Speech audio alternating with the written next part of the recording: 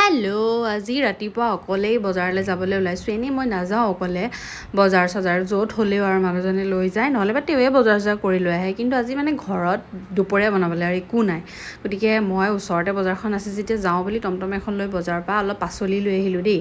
তাৰপিছত তাইক দৈও আনি দিলোঁ, মানে ছোৱালীক, আৰু তাই সেয়া খাই আছে। এইফালে ৰঙালাও, আলু কিবাকিবি আনিছিলোঁ, বোলো চয়াবিন বনাই খাওঁ। এইকেইদিন মানে মই খুব চয়াবিন খোৱা হৈছোঁ দেই জিম যোৱাৰ পৰা। সেয়া অকণমান মেৰিনেট কৰি দৈ চৈ দি মছলা দি পিনে এনেকৈ বনাই খাওঁ, তেতিয়া খাই খুব ভাল লাগে। আপোনালোকে কেতিয়াবা এনেকৈ বনাই খাবচোন, মিক্স দালি, ৰঙালাও, চয়াবিন। আৰু এইফালে মই অকণমান দৈও বনাইছোঁ।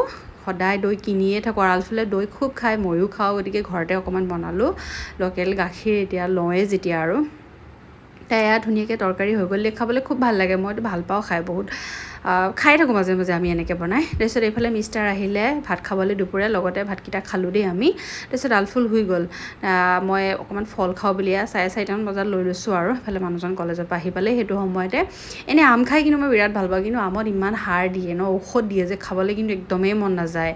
এইফালে জিমলৈ ওলালোঁ দেই, এখন ব্ৰাউন ব্ৰেড খাই যাওঁ বুলি লৈছোঁ, যিহেতু শক্তি লাগে ন জিম কৰিলে, মানে বহুত বেছি ডাইট কৰিবও নোৱাৰোঁ। তাৰ আগতে আকৌ পাৰ্লাৰত সোমাই থ্ৰেডিং কৰি আহিলোঁ। এইফালে জিমো আহি পালোঁ, জিম চিম কৰাৰ পিছত ঘৰলৈ বুলি ওলাইছোঁ দেই। আজি অকণমান দেৰি হ'ল জিমত, দোকানবোৰ বন্ধ হৈ গৈছিলে। তাৰপিছত আহিলোঁ ইউনিভাৰ্চিটি মানুহজনৰ তাতে, আলফুলহঁতে খেলি আছিলে। আজি ব্লগটো মানে